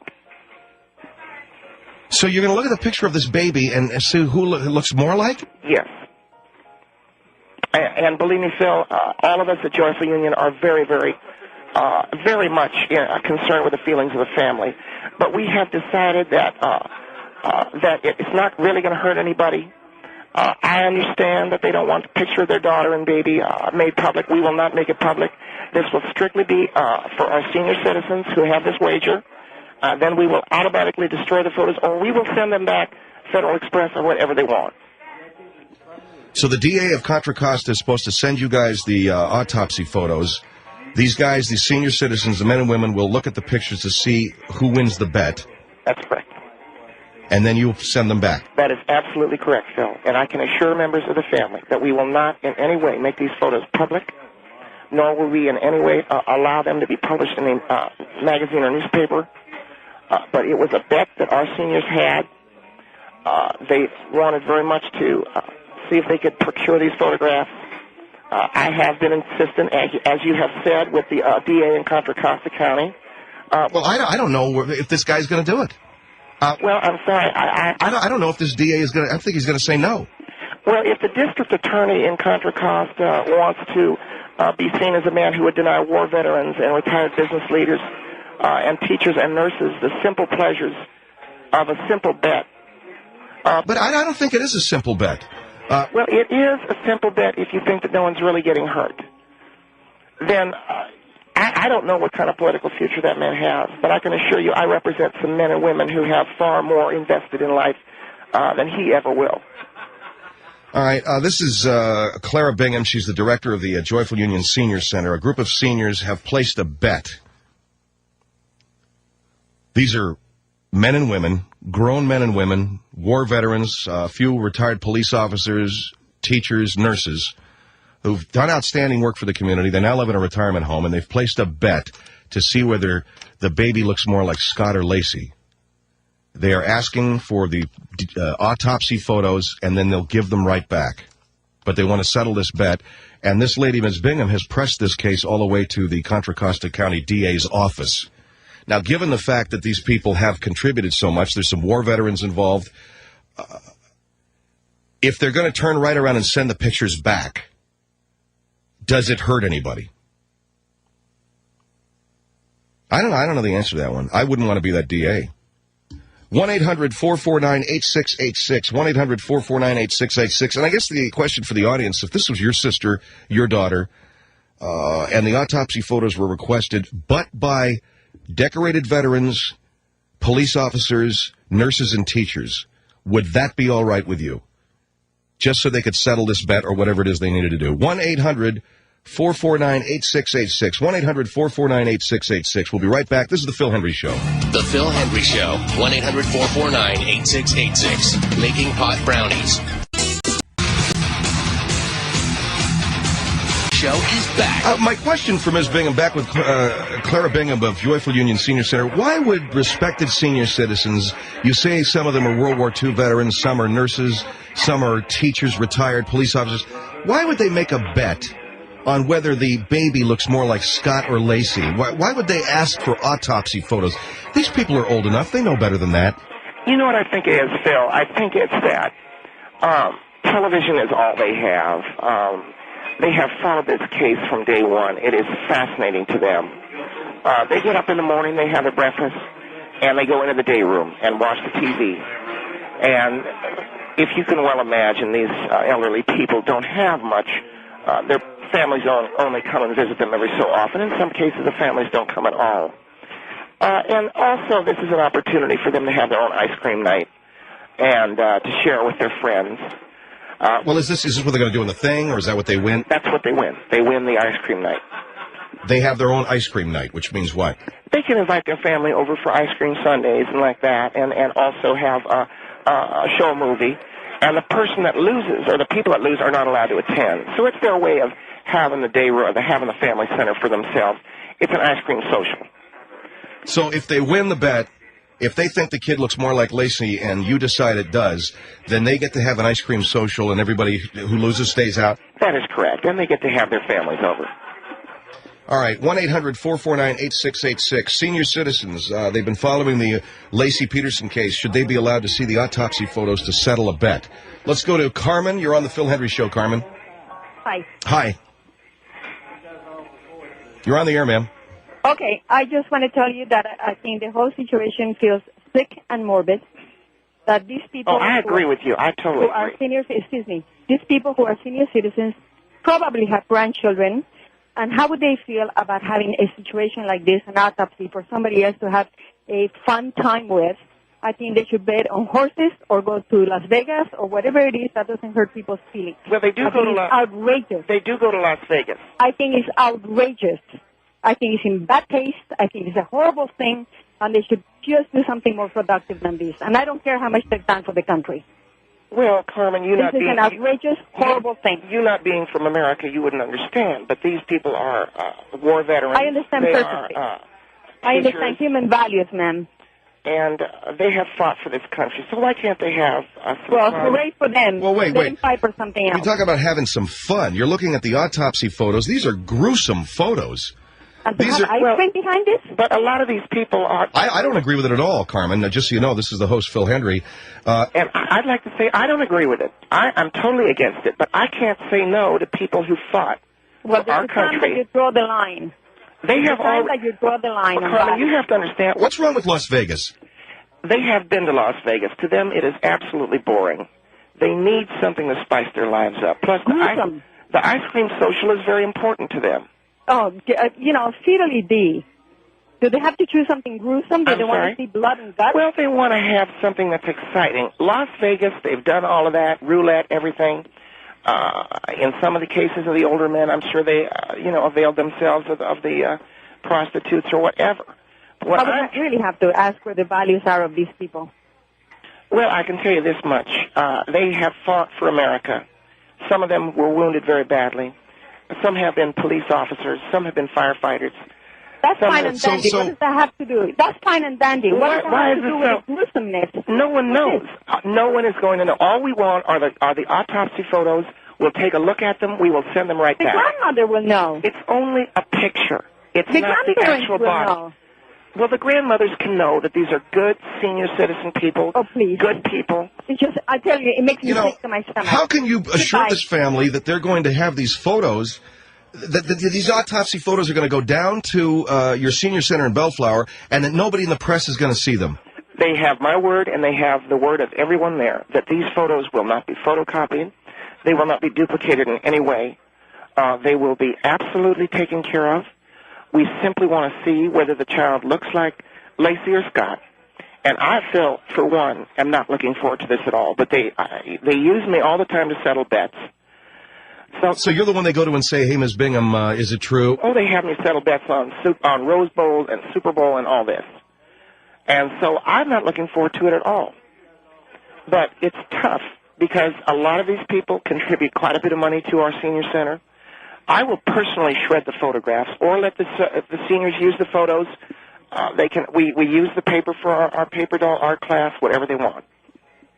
All right, wait a minute. So you're the photos will get destroyed. The photos will get destroyed. Because you said they're going to use them for your art class? No, we cut up paper dolls, and we use all the scrap paper. You're going to take the autopsy photo of this dead baby and cut paper dolls out of it? Mr. Henry, this is not... See, this is what I'm talking about, the sensitivity that you don't seem to have. I am a mother and a grandmother. I understand this perfectly. Well, taking the autopsy photo of a baby and making paper dolls out of it... Phil, this is simply a photograph. And I don't know why the Contra Costa County DA wants to get in a twist over a lousy photograph. Well, it's more than a photograph. It's a couple of photographs.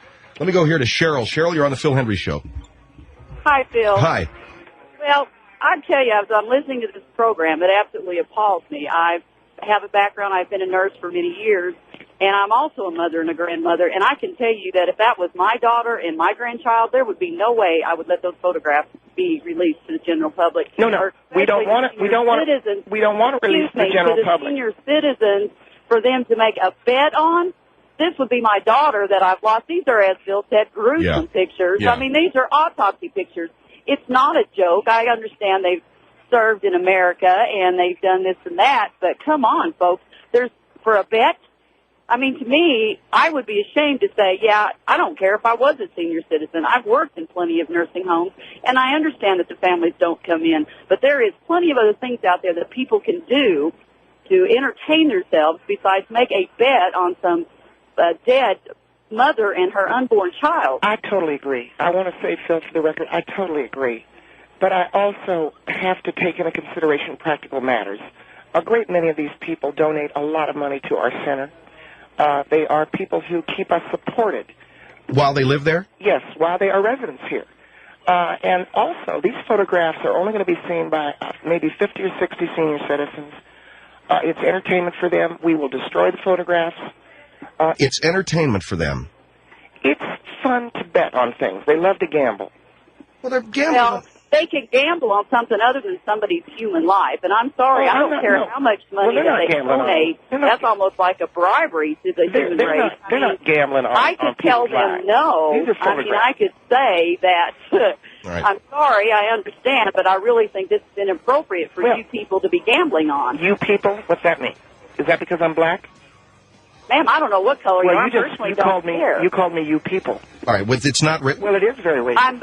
Ma'am, all I'm saying is, I'm talking about all right, hold on. people in the nursing Hold the line there, Cheryl. 1-800-449-8686. Senior citizens who have donated to our society through their efforts as veterans and police officers who are now in a retirement center in Bellflower want to see the autopsy photos of Lacey and her son to settle a bet. Because they've contributed so much, should they be allowed to? 1-800-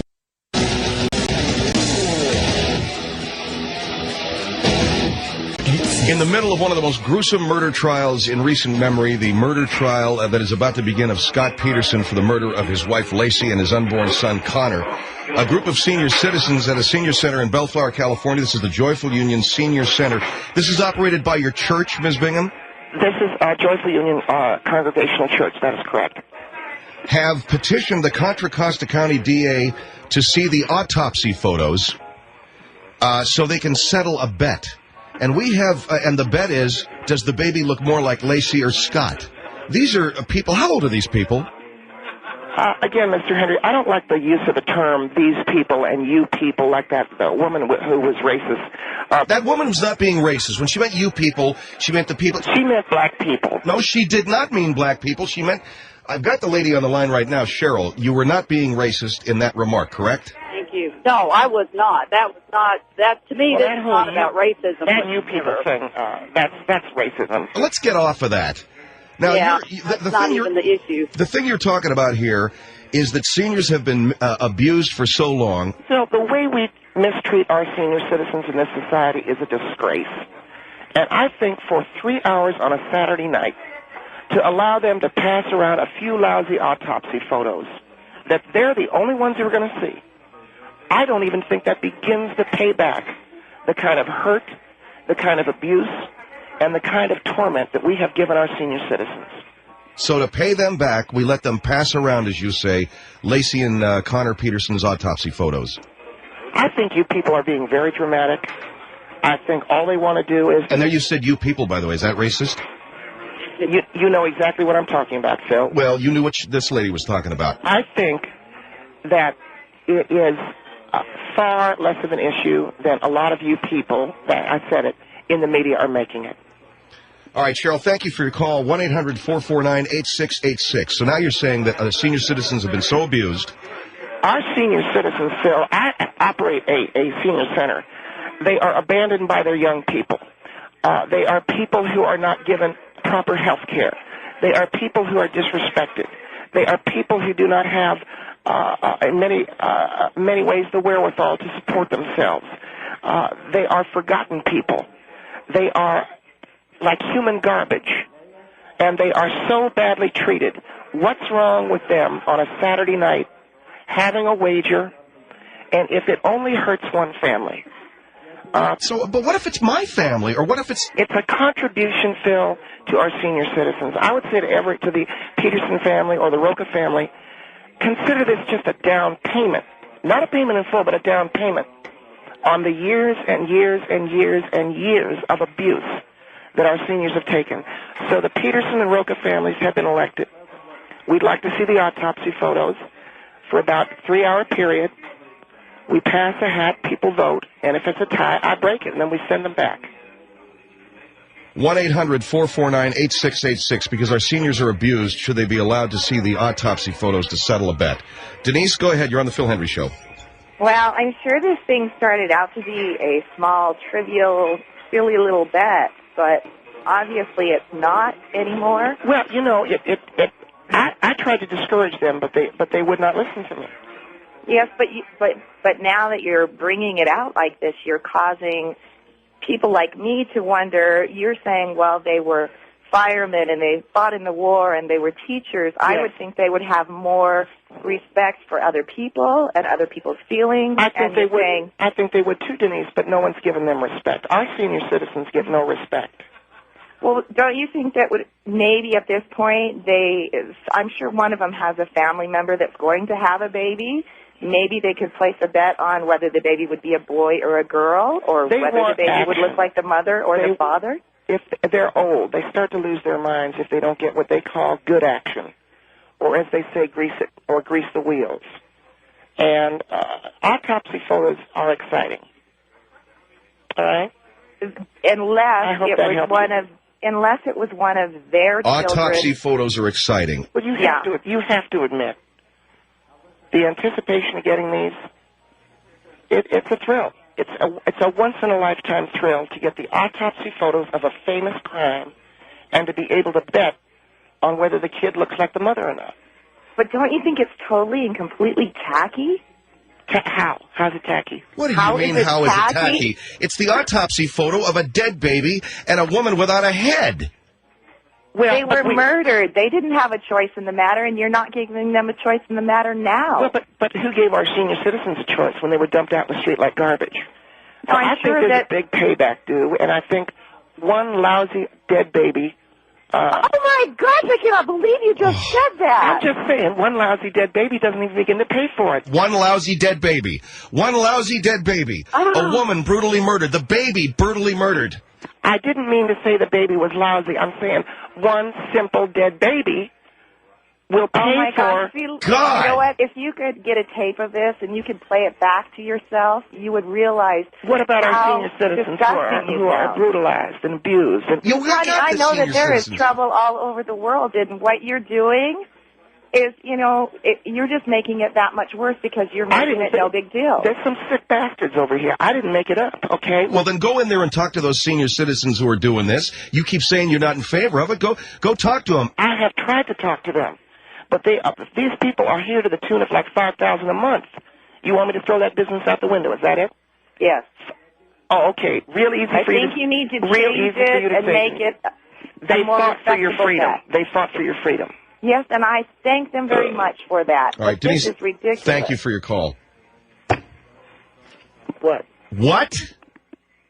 1-800-449-8686. Yvonne, go ahead. You're on the Phil Hendry Show.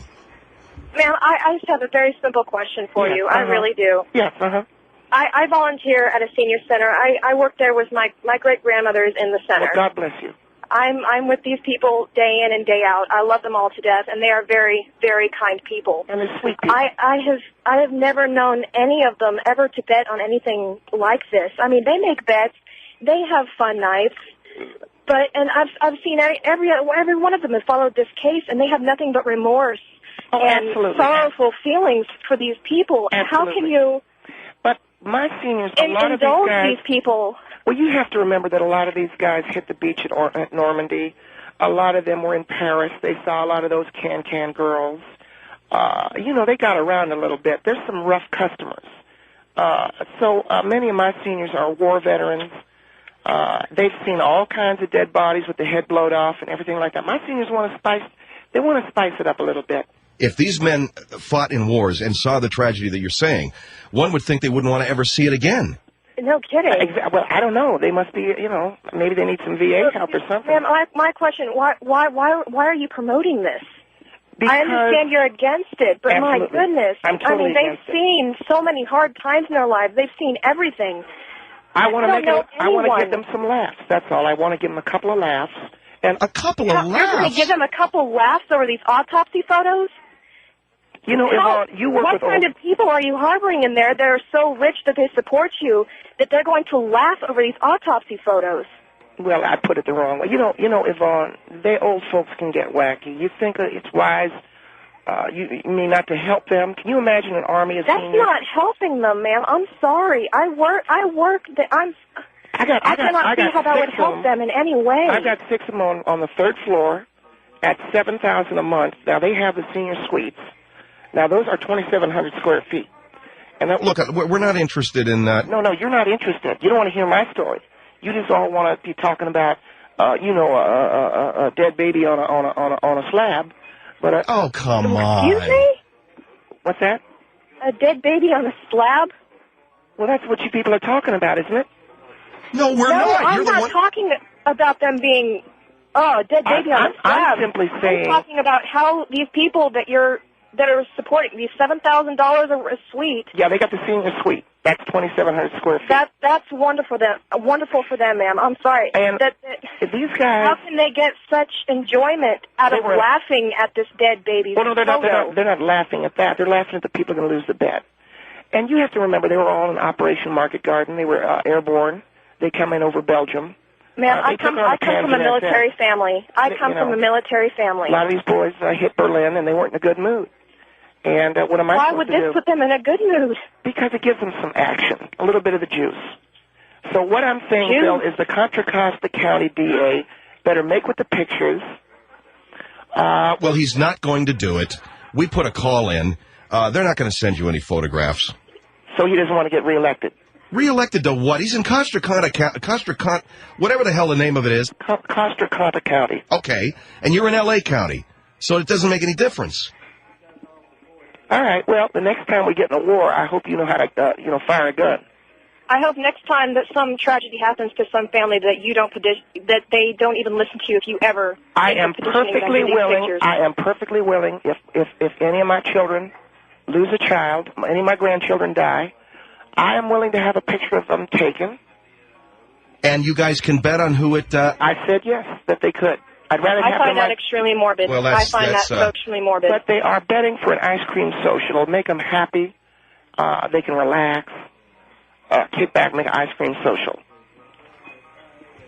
Betting over a dead baby for ice cream, that is such a wonderful promotion for the senior center. Well, now that you put sorry, it that ma'am, way. I cannot agree with that in any way. I don't agree with it either. Well, I'm very sorry. Well, we are very sorry, too.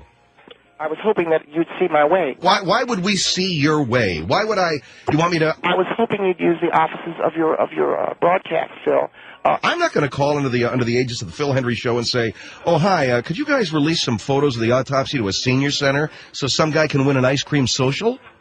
Oh, kidding. You know, you got no imagination. Oh well, okay, you're right. I got no imagination. That's my problem. Imagination. I don't want it. All right. Really don't. Well, Yvonne, I feel sorry for the old people that are under your care. They must be just one bored group of people. I feel very sorry for the people under your care. Well, I would like to know what the mind state they're under. Yeah, exactly. If they're harboring these kinds of thoughts for pleasure. Thank you, Yvonne. Thank you. I think that lady put it so eloquently. There's a sickness in people who get their grins out of this kind of stuff. Faces of death? You know something, Phil? We have Faces of Death in our day room. It's one of the top videos that the seniors love to take out. You're kidding. No, I am not. The seniors love to take out Faces of Death, huh? Senior citizens that are on the doorstep of death, they get a hoot and a half watching Faces of Death. We have all 4 volumes, and they enjoy it from the standpoint, Phil, of being able to just have a couple of giggles. A couple of giggles? Jesus, they got people hanging themselves on those tapes. Here is Amy. Hi, Amy. You're on the Phil Hendry Show. Oh, they love Silence of the Lambs. I am completely appalled with that lady that's on right now. Mm-hmm. I have worked in the nursing homes before, and obviously there's something wrong with how she is working there. Why would you bring these people back to see faces that they've seen in the war and have them relive a horrific past they've been in? And your comment on one simple dead baby? Unbelievable. That is what's wrong with that nursing home. Can I mention something? Have you ever seen... seen... That is the problem. I worked in the nursing home. There are many other things that you could do for them people. Like what? To show them. Like what? That you care. Other than bring up something just so disgusting. Well, they're the ones that want to encourage them. They're the ones that want to see it. They're the ones that wanted to see it. All right. Oh, come on, lady. Faces of the past, the evil. I've worked in nursing homes for 12 years. I've never had them happy, sitting down, watching anything to do with murder or horrors or anything. I think you're encouraging us. Now, that is not fair. That is not fair. I am not encouraging. They said to me... Do you think maybe the Petersons are happy with your comment on one simple dead baby or... No kidding. They got murdered. I want to ask you a question. Have you ever seen Silence of the Lambs? Oh, I sure have. All right. That is the #1 rental in our senior center at the day room on Saturday night. They love Silence of the Lamb. I find it appalling. I can't believe that they want to sit down and look at autopsy photos. They want to see that. They love I think you just want to be on the radio running your mouth. Because if they do, Don't you think this is going to make the war come back at them? You said No kidding. They fought for us. Yeah, absolutely. These guys have been traumatized. Now they want to see Faces of Death. Traumatize them. And you're telling me they like all 4 volumes of Faces of Death? No, there are 5 volumes. We have them all in our day room. Faces of Death? Then, what kind of psycho ward? I thought the Vietnam vets had problems with flashbacks. It must be none of them at your place. You know what you don't sound think like? this is going to hurt them any? You know what you sound like, Amy, to me with your bad phone No, and your lady, Vermont because I'm telling you, accent? I've never called the talk You show sound like a right. rube. But when I turned on the radio and I heard you, I was disgusted. I Good really nutrition love is giving you people legs to bone, but you're not too far removed from 2 generations of poor white trash. And oh, how the boys found you. All those sticky, tight fumblings in the back seats of cars. But you okay, you could dream to get out. Get anyway. Get all the way to the FBI. I can't speak to this She's out of her. anymore. She's fruity. She's nuts. She's nuts. I'll keep taking these people to my house and, having a cookout and taking them out for ice cream and going to cookouts. You're taking them to your house to do what? You're taking them to your house to do what? Now that's sick. Have a cookout, have ice cream, watch my son play baseball. Yeah, sure. And watch them smile and laugh and know that they're cared about. Not so they can go to bed and have nightmares. Are you making relive the past of the war? Are you making some kind of porn or something like that? Lady, I'm not going to get any kicks off looking at a dead baby or a dead lady. Never. All right? I feel very bad for anybody involved in that. Well, we have a lot of fun in our senior center. You look at them. You shouldn't be fighting so they can see them. We have a lot of fun in our senior center. All right, with your Faces of Death. That doesn't sound like fun to me. I wouldn't put my mother there. Well, then maybe you ain't. Well, I don't doubt that because you don't sound like you're a whole lot of laughs to me anyway. You know what? They love me. I'm one of the #1 CNAs around here. Guaranteed, baby. I can make them more happy than sitting back and doing what you want to do. You sound and good. I'm kind of a fellow, actually. I'd like to know where you work, how to get a hold of them. Georgia and Union. I would have your library changed. I work at 123 Happy Drive in Fun City. Okay, she's screwing around. That's just sick. Thanks for calling. I can't see anybody that's agreeing with her, so if you can find anybody, I'd love to hear from them. We do have a gentleman on the line. What's your name, sir? Yes, sir. My name is Lloyd Bonafide from Alhambra. What is your comment, sir? Well, I don't necessarily think it's bad for adults to view violent. You see, don't treat us like we're babies. That's my whole point. And I can understand Amy there, but I also, I want to see some things. Maybe some nude pictures. That's fine. Why don't you get over? Now you get over my knee. Oh. He likes to be spanked. Ouch. Oh, that hurts so bad. I won't even waste my breath on you, lady, okay? Hey, Amy, how old's your mom? Oh. My mother's 65. All right. Thanks, Amy. Oh, God, that's nice. You a bad boy. 1-800-449-8686. Phil